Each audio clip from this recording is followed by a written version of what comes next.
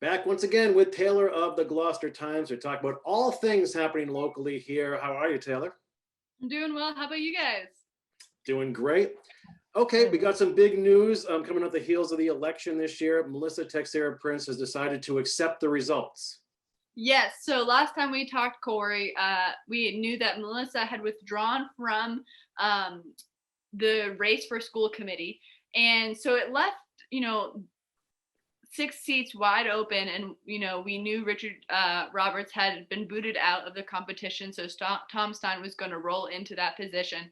However, when election night came, it proved to show that Melissa Teixeira Prince was fifth top vote getter in the evening. So even though she had withdrawn from the race, there's nothing keeping her from deciding to stay on the committee because the residents had spoken through the election. She took some time to process, think about what she wanted to do, especially because her decision was really based on wanting to spend time with family and friends and pursue personal passions.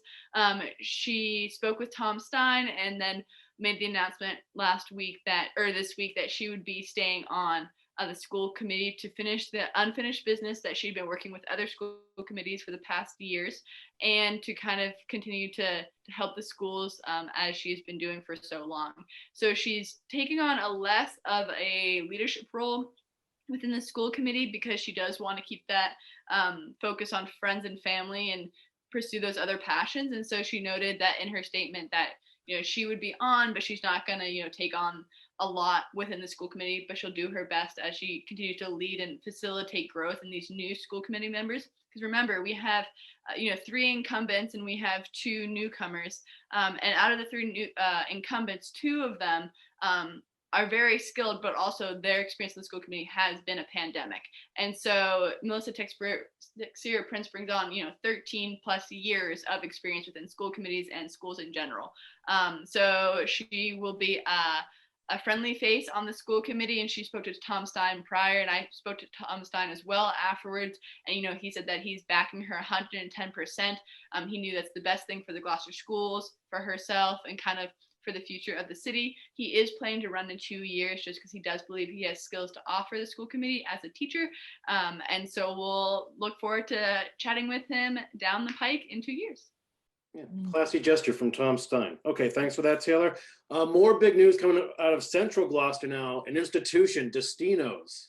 Yeah, so Destinos subs, right? Everybody loves them. They're super tasty. They're great. They made an announcement yesterday, on Wednesday, that they were going to be selling Destinos. And, this is, after the father, Alex, sold the company to his son, Jim, and his wife, Judy. They've been running it for so many years, and it's really been a staple here in Gloucester. So they made this announcement that they'd be selling it. And today we found out in a clarification statement that they made that they've already sold it, that they have found a new owner who's going to take on Destinos, keep the name, keep the vendors, keep the staff. The only thing that's changing is the owners. So as Jim and Judy go into retirement, this new person that we've yet to know their name will be taking on subs in downtown Gloucester. Well, don't change any of the recipes. We hope that all stays the same. And I was really, I thought about Jim Destino's lifespan from your article, Taylor. So he was a commercial fisherman, right? First, and then ran this business, this legacy business in Gloucester, and was also the CAO of the for the mayor. So that's an interesting bunch of roles that man has played, right? Busy. And I know that he stayed on the role as CAO much longer than he had initially expected, and continued the work at Destinos for maybe longer than he expected. So it's he's done a lot, and I just wish him the best in retirement. So it's an exciting road ahead for him. And however Destinos stays the same or changes, I'm sure we'll all stop there to get our afternoon subs. Have either of you ever ordered a Lisa Joyce? No. The 2.5 foot long sub they have. Wow. Try that before they take it. Hey, Corey, you and me, okay? I did that on a football Sunday when I was much younger, and I am still regretting it. But it was delicious, though. Who was Lisa Joyce? I can't. It's a granddaughter. I thought this is from way back, I believe. Oh, okay. We'll check out. Okay, and lastly, on a serious note, Taylor, news on the Afghan refugee initiative. Yeah, so as Afghan refugees are leaving temporary housing at U.S. military bases that they were at after fleeing their homeland of Afghanistan, they were currently processing paperwork, getting documentations.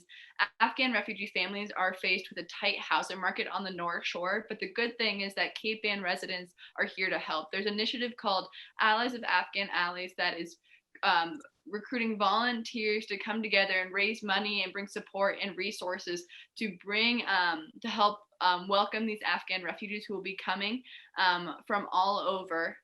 And so, this includes reverends of the 4 different communities of Cape Ann, includes Mayor Safathi Romeo Taken, and so many other people. And so they're going to be hosting an event in Rockport at the Congregational Church on 12 School Street on Tuesday, November 16th at 7 p.m. to organize volunteers and identify resources to assist several refugee Afghan families resettling on Cape Ann. And the big question is they're temporarily coming here to either find homes here in Cape Ann or elsewhere. And as I said earlier, they're faced with a really tight housing market as the national median rent rose $1,302 in September, up 15% from a year ago. The cost here in Cape Ann, we're talking about the housing crisis here in Cape Ann, is no better. And so trying to navigate that.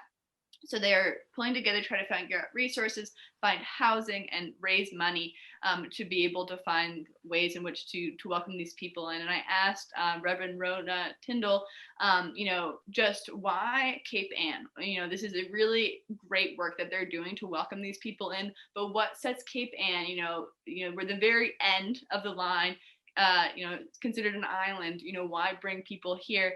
And she said, they have a mayor who advocates, Safathi Rumaya has been such a huge advocate for refugees in the past, and her experience and work in the past brings a lot of resources for the cities and communities going forward. And they've also done this in the past. Refugees from Syria and Afghanistan have both been resettled to Cape Ann prior. And she noted that some of them, after resettling here, have gone on to other places or have created homes here in Cape Ann and been huge assets to the community here. So they're excited, and their link, their GoFundMe, details about the event are all on our website if you want to learn more about how to get involved there. Very nice. I think the meeting is, you can attend by Zoom. Is that right, Taylor? Mm-hmm. Yeah, those details should be all online as well. Right. Great. Okay. And lastly, Taylor, it's come to this. We're saying goodbye to Taylor Bradford as a guest on Cape Ann today, and also as a great writer for the Gloucester Times. Taylor is moving on. Do you want to talk about that just a little bit, Taylor? Sure, yeah, just briefly. But first I was going to say it's been such a joy to work alongside you guys and cover stories and learn so much about Cape Ann. But my time behind the writing desk, I'm taking a breather to go into the woods. So I'm going to be working at a local outdoor education center and collaborating with them, we're doing projects and connecting with kids. So very excited for this new chapter. It's with a program that I have worked and volunteered at for many years, and I'm very excited, but I will miss you guys. And don't get me wrong, I might be still watching city council meetings just for the fun of it. So we'll see. Why would you do that to yourself? Run in the woods. Don't look back. We know how much you love the woods and running in the woods and camping in the woods. So we're really happy for you, but you will be so missed, Taylor. I don't know what we're going to do on Thursdays, Corey. It's going to be hard. Well, we truly value our partnership with the Gloucester Times and our friendship with Taylor, and value your reporting. It's been a lot of fun. You added exponential value to this show. Heather and I, we just sort of conceptualized this and started things out. We weren't sure where it was going to go, but working with the Times and the Manchester Cricket too sort of solidified and legitimatized the things that we're doing here. So we appreciate all the conversations we've had and wish you luck. And hey, maybe every now and then you can check in. That'd be great. Or you guys can come to the woods. So. Oh, I love that. Right, Corey? Subs are on me. I can do that. I was going to say, we'll bring a Linda choice. Yeah. We'll go into the woods. Oh, and well, guys, thank you guys so much. And yeah, really grateful. Take care, Taylor. Thank you. Gravity to the show. Thank you.